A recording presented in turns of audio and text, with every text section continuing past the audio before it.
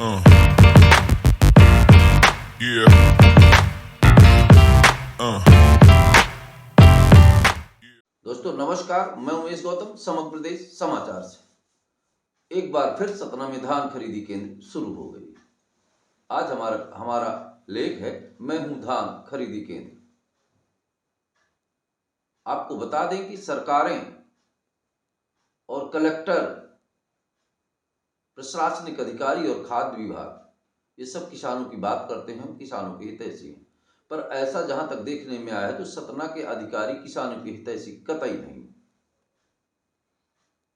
आपको एक बात बता दें कि सतना में खरीदी केंद्रों में हमेशा भ्रष्टाचार हुआ है और भ्रष्टाचार इतना ज्यादा हुआ है कि 13 ट्रक गेहूं बगैर खरीदे बगैर तौले बिक गया और शासन का पैसा आ गया और वो गायब भी हो गया। ये सतना के भ्रष्टाचार तंत्र की कहानी है। वहीं फिर से मैं धान खरीदी केंद्र हूं, धान खरीदी केंद्र शुरू हो गए। अब बात करते हैं सतना कलेक्टर की। बगैर कलेक्टर के अनुमति के कोई भी धान खरीदी केंद्र नहीं मिल सकता। अब कलेक्टर साहब इसमें शामिल हैं या नहीं शामिल हैं, इस बात को तो मैं सत्यता के आधार पर नहीं कह सकता, पर यह बात सत्य है कि बगैर कलेक्टर की जानकारी के कोई भी भ्रष्टाचार खरीदी केंद्रों में नहीं हो सकता।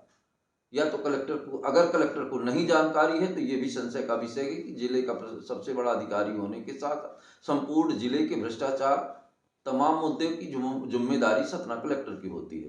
पर सतना कलेक्टर ऐसे हैं जैसे मुस्कुरा के हर बातों को दूसरों पर ठेलना चाहते हो।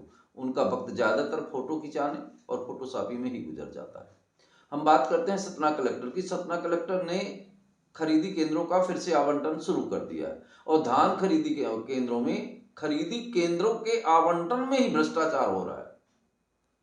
जो समिति वाले चढ़ोतरियां कर रहे हैं उन समिति वालों को खरीदी केंद्र मिल रहे हैं। बहुत सारी खरीदी केंद्र ऐसे हैं जो शासन के मापदंडों को भी पूरा नहीं कर, पर ले दे के उस मापदंडों में सफेद स्याही चढ़ा दी जाती है और उन्हें खरीदी केंद्र आवंटन कर दिए जाते हैं।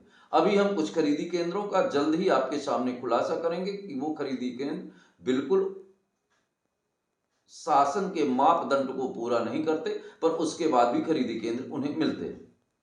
अब आपको बता दें कि खरीदी केंद्र दिलाने में जितने तंत्र जुड़े होते हैं वो सारे तंत्र खरीदी समिति वालों से पैसे लेते हैं, तब जाके वो खरीदी केंद्र मिलती है। और जब खरीदी केंद्र ही इतना भ्रष्टाचार और इतना दबाव के बाद मिलता है तो ये समझ लीजिए कि खरीदी केंद्र क्यों ना भ्रष्टाचार करेगा।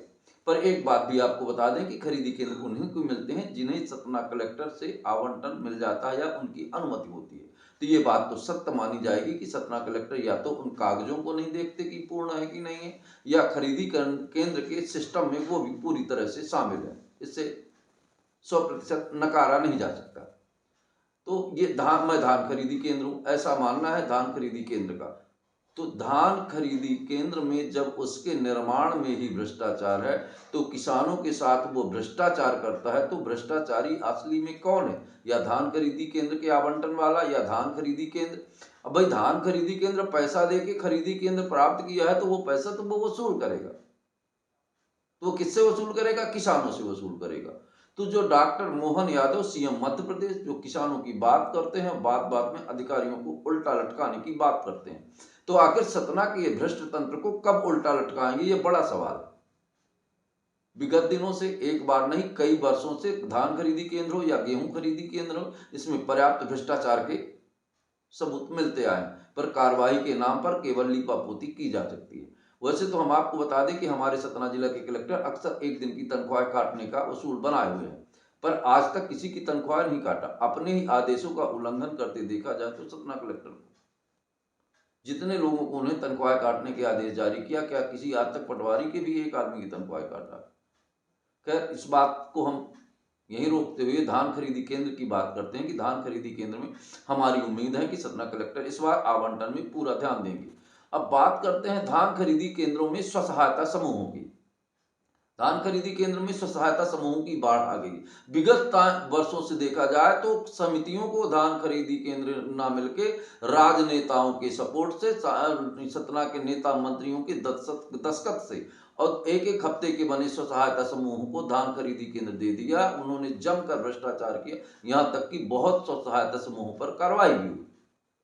अब फिर से वही गेम खेला जा रहा है। स्व सहायता समूह को सतना के कुछ दिग्गज नेताओं के द्वारा सिफारिश करने के बाद सतना कलेक्टर के द्वारा आवंटन किया जा रहा है, और जबकि वो पूरे मापदंड भी पर्याप्त मात्रा में, जो कानूनी मापदंड है, जो शासन की नियमावली है, उसके अंतर्गत भी पूरी तरह से सटीक नहीं हो रहे हैं। तो आखिर क्या वजह है कि धान खरीदी केंद्र में इतना भ्रष्टाचार होता है? उसकी वजह है क्योंकि धान खरीदी केंद्र पाने के बाद अगर दो बार धान खरीदी केंद्र पा जाता है तो निश्चित है वो बड़ा आदमी हो जाता है। और आपको बता दें कि धान खरीदी केंद्र में नेताओं के साथ कुछ पत्रकार भी शामिल हो गए। पत्रकार भी धान खरीदी केंद्र लेना चाहते हैं, क्योंकि उन्हें पत्रकारिता से ज्यादा धान खरीदी केंद्रों में फायदा है। अब कोई काम कर्तव्य परायणता के लिए नहीं, कर्तव्य के लिए नहीं, पैसे के लिए किया जाता है। वर्तमान में पैसे का युग ही चल रहा है, व्यावसायिक युग चल रहा है, तो क्यों ना पत्रकार भी पीछे रहे। अब तो कुछ पत्रकार भी धान खरीदी के लेन देन में लगे रहते हैं और धान खरीदी केंद्र खुद आवंटन लेते हैं किसी न किसी स्व सहायता समूह के नाम पे, और वो भी वही करते हैं जो उनको नहीं करना चाहिए। बहुत ही जल्द हम इन सारी बातों का बिंदुवार तरीके से खुलासा करेंगे, पर इतना जरूर कहेंगे सतना प्रशासन को, धान खरीदी केंद्रों में आवंटन पर अगर भ्रष्टाचार होती है तो वो ऐसा है जैसे माथे पे तिलक की जगह काला टीका लगा दिया जाए।